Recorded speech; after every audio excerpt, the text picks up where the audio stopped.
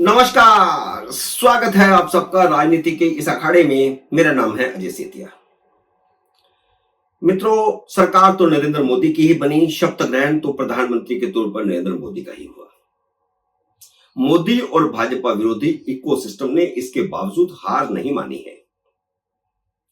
लोकसभा चुनाव में जलवा दिखाने के बाद अब वह विधानसभा चुनाव में जलवा दिखाने की तैयारी कर रहा है। यह टेस्ट करने के लिए कि अब उनका झूठ कितने घंटे तक टिक सकता है, क्योंकि लोकसभा चुनावों के दौरान तो खूब टिका। महीना डेढ़ महीना जितनी देर चुनाव प्रचार होता रहा, उस पूरे समय यह झूठ उनका चलता रहा, नया से नया रोज एक झूठ। लेकिन क्योंकि वह झूठ एक्सपोज हो चुका है, तो अब उन्हें बार बार टेस्ट करना पड़ेगा कि उनकी अफवाहें, उनका झूठ कितना लंबा चल सकता है। शुक्रवार रात को ट्रायल के तौर पर एक अफवाह उड़ाई गई कि अमेरिका की उपराष्ट्रपति कमला हैरिस ने राहुल गांधी से फोन पर बात की है। इसका मतलब क्या है? इसका मतलब यह है, यह संदेश देना कि मोदी का रुतबा घट रहा है, राहुल गांधी का रुतबा बढ़ रहा है और अंतरराष्ट्रीय हस्तियां यह मानने लगी हैं कि राहुल गांधी अगले प्रधानमंत्री हैं। इसलिए उन्होंने संपर्क साधना शुरू कर दिया है। और ऐसी अफवाहें उड़ाने वाले, ऐसा प्रचार करने वाले, कुप्रचार और झूठा प्रचार करने वाले वही लोग हैं जो लोकसभा चुनाव में संविधान, लोकतंत्र और आरक्षण का झूठ फैला रहे थे। उन्होंने इस झूठी खबर को जंगल की आग की तरफ फैलाया कि कमला हैरिस ने राहुल गांधी के साथ फोन पर लंबी बातचीत की। मोदी सरकार का सारा तंत्र, जिसमें खुफिया विभाग भी आता है, अंतरराष्ट्रीय गुप्तचर एजेंसी रा भी आती है, अमेरिका में भारत की एम्बेसी भी आती है, राजदूत भी आता है और देश का विदेश मंत्रालय भी आता है। सब लंबी तान कर सोए रहे। यह खबर भारत की न्यूज एजेंसी पीटीआई ने जारी की थी। यह पीटीआई भारत सरकार के पैसे पर पलती है और आज भी कांग्रेस के एजेंडे पर चलती है। और पिछले 10 साल में भी ऐसे कई उदाहरण मिले हैं जब पीटीआई ने भारत सरकार के खिलाफ खबरें दी और विपक्ष को फायदा पहुंचाने वाली खबरें दी और झूठी खबरें दी।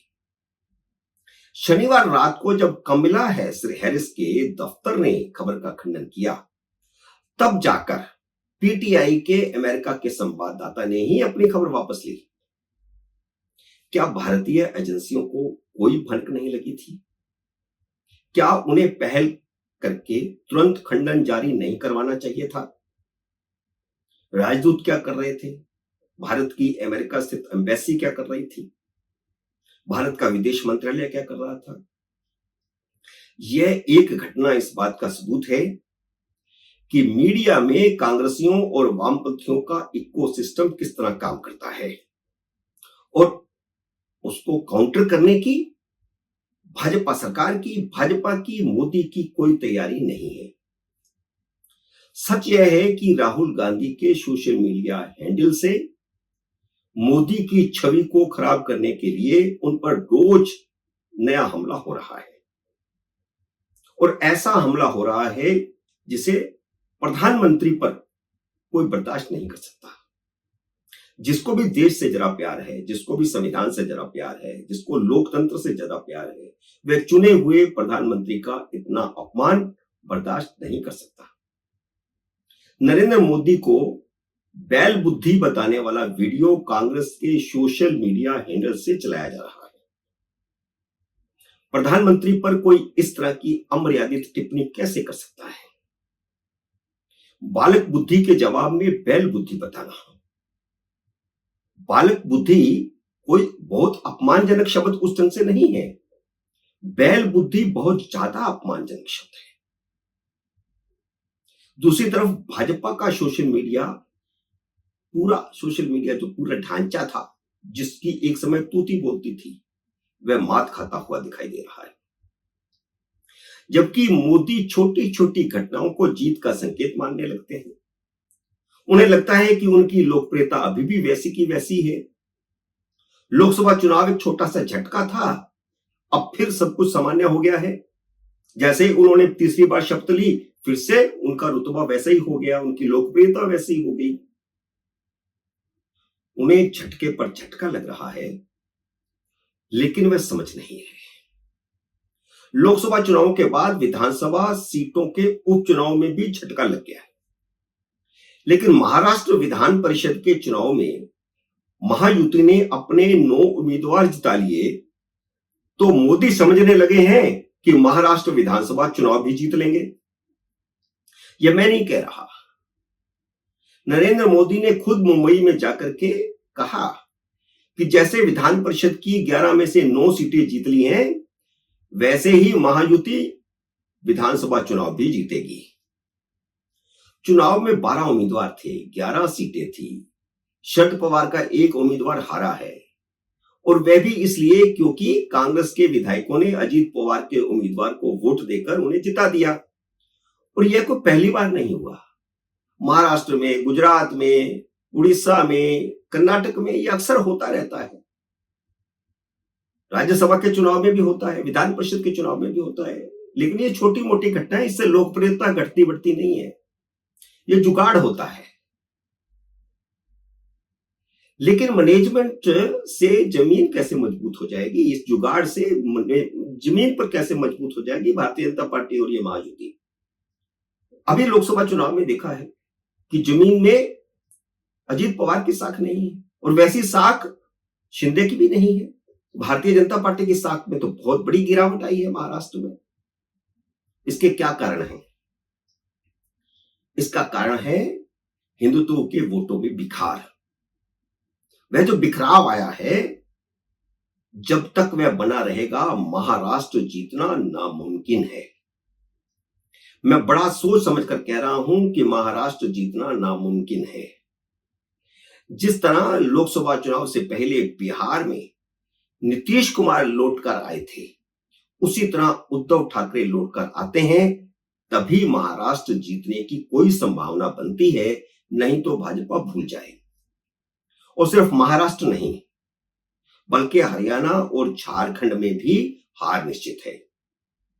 भाजपा को समझना होगा कि वह सिर्फ इकोसिस्टम के झूठ के कारण नहीं हारी है। इकोसिस्टम की बहुत बड़ी भूमिका है, लेकिन सिर्फ इकोसिस्टम के कारण नहीं हारी, और भी 2 कारण हैं, 2 बड़े कारण हैं।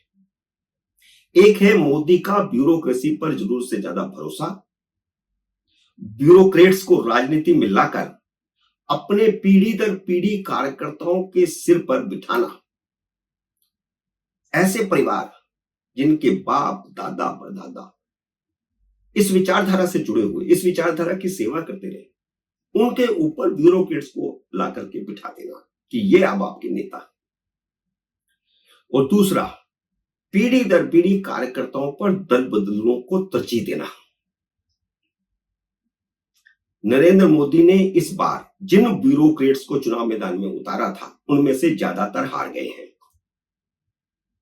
जिन दल बदलूं को उतारा था, उनकी भी गत बनी है। 7 विधानसभाओं की 13 खाली सीटों पर उपचुनाव हुए। उनमें से 5 सीटों पर भारतीय जनता पार्टी ने दल बदलुओं को टिकट दिया था। उन 5 दल बदलुओं में से 4 हार गए। कारण क्या है? कारण यह है कि भाजपा के कार्यकर्ता ब्यूरोक्रेट्स और दल बदलुओं के लिए काम करने को तैयार नहीं है। एक जमाना था जब उम्मीदवार का फैसला कार्यकर्ताओं से पूछकर होता था, मंडल यूनिट से पूछकर होता था, जिला यूनिट से पूछकर होता था। लेकिन अब सब कुछ क्योंकि ऊपर से तय हो रहा है। ऊपर से तय हो, भाजपा का अपना नेता टिकट पा जाए तो कार्यकर्ताओं को निराशा नहीं होती। 2 कार्यकर्ता मैदान में होते हैं टिकट पाने के लिए, उनमें से एक पा जाए तो भाजपा के कार्यकर्ता को निराशा नहीं होगी। लेकिन कोई ब्यूरोक्रेट इस्तीफा देकर के टिकट पा जाए, कोई कांग्रेस से आकर के, कोई तृणमूल कांग्रेस से आकर के, किसी अन्य पार्टी से आकर के तुरंत टिकट पा जाए तो भाजपा के कार्यकर्ता को निराशा होती है। कार्यकर्ताओं को चपरासी की तरह ट्रीट किया जाने लगा है। मैं बड़ी बात बता रहा हूं, भाजपा की हार के कारण सिर्फ इकोसिस्टम के झूठ नहीं है, जमीनी हकीकत को भी भाजपा को समझना पड़ेगा। कई जगहों पर भाजपा का कार्यकर्ता ही लोकसभा और विधानसभा के उपचुनावों से, उसके नतीजों से खुश है।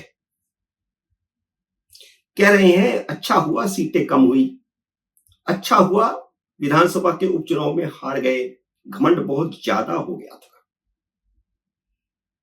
आपने कार्यकर्ताओं को धोखा दिया, कार्यकर्ताओं ने आपको धोखा दिया।